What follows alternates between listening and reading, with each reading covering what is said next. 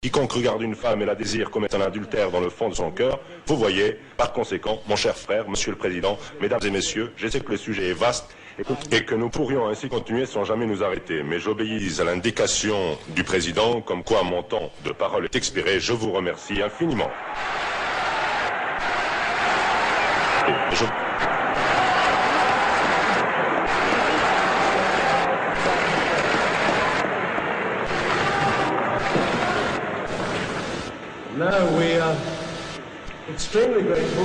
Eh bien, nous vous sommes extrêmement reconnaissants du sérieux de votre intérêt. Il est évident que nous avons tous commencé à participer au débat, puisque nous avons bien plus de 200 questions. Ce que nous allons faire maintenant, c'est les tirer. Nous allons les tirer derrière moi. Certaines d'entre elles seront rédigées dans un langage qui me posera des difficultés. Si cela arrive, je les tendrai alors aux experts qui traduiront et répondront aux questions. Je vais également m'efforcer de veiller à ce que les questions soient aussi justement équilibrées que possible. Voici la première question qui est adressée à M. Didat. Pourquoi est-ce que Jésus a laissé Thomas s'agenouiller devant lui et lui dire « Mon Seigneur, mon Dieu » ? Donc pour cette question, après 1 minute, je vous ferai signe et après 2 minutes, je me lèverai. Merci. Pourquoi est-ce que Jésus a laissé Thomas dire « Mon Seigneur, mon Dieu » ? Parce que Thomas, quand Jésus se rendit dans leur maison la toute première fois, Thomas n'était pas là. Jésus-Christ montrait à ses disciples qu'il était la même personne, qu'il mangeait du poisson bouilli et des halkoum, et les disciples en témoignèrent à Thomas quand il le rejoignit.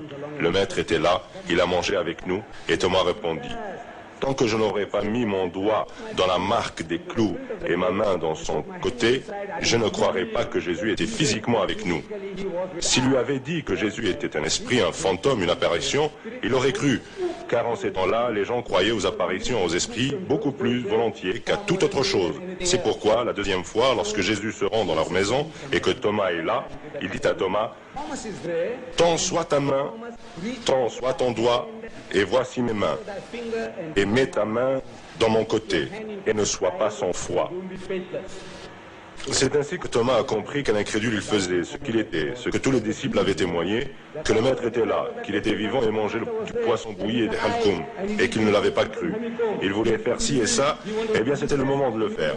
Il s'est alors rendu compte qu'il avait été un imbécile, et c'est pour cela qu'il dit « Mon Seigneur, mon Dieu ». Alors, il a appelé Jésus son Dieu et Seigneur?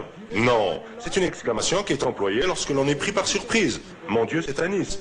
Mon Dieu, comment as-tu pu me citer le Coran? Non, ces mots ne sont pas dans le Coran. Je dis Anis, mon Dieu.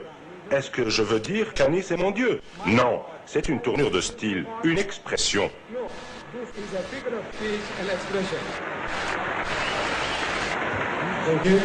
Merci.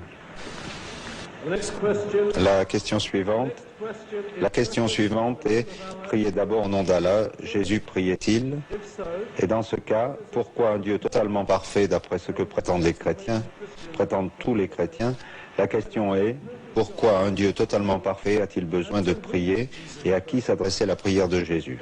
Docteur Choroche.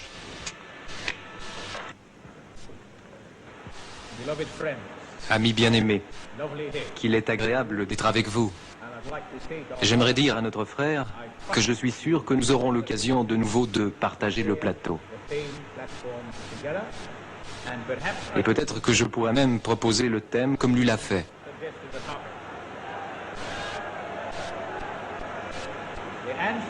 La réponse à la question. Une des difficultés qu'apparemment ont certains d'entre vous, c'est que votre Dieu est trop petit. Dieu est assez grand pour descendre vous dire « Je vous aime ». Pouvez-vous comprendre cela? Dieu est amour. Et en tant que tel, il vient sous la forme d'un homme parfait en l'occurrence, conciliant toutes choses sans jamais pécher. Et en tant qu'homme, vous représentant, il adressait ses prières au Père Céleste. Souvenez-vous, comme il l'a mentionné auparavant, que lorsque Jésus était sur la croix, il dit « Ili lama sabachthani ». Je suis sûr que vous vous êtes aperçu qu'il avait parlé en arabe. Mais Jésus ne parlait pas arabe. Il disait simplement « Mon Dieu, pourquoi m'as-tu abandonné » Et quand Jésus est mort, Dieu ne meurt pas. C'est son corps qui est mort. Lui vit pour l'éternité. Ne l'oubliez pas, je vous prie. Voilà pourquoi il parlait au Père céleste.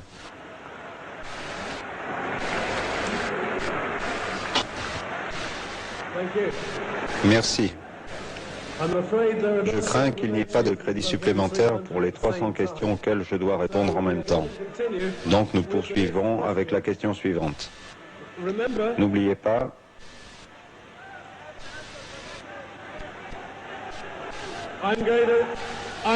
je vais vous demander de faire le silence. Je vais vous demander de rester tranquille, monsieur, ou alors vous êtes expulsé de cette réunion. Si la personne à laquelle une question était adressée n'a pas répondu à la question, eh bien, il s'agit alors d'une faute qui se retourne à l'avantage de son adversaire.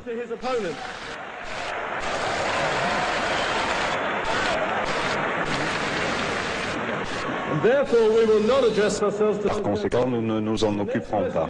La question qui suit est pour M. Didas. Une citation. Moi et le Père, nous sommes un. Chez les Grecs, le mot un est neutre et désigne un par l'essence et un par la nature, non pas seulement un dans le but. Monsieur Didas, voudriez-vous commenter?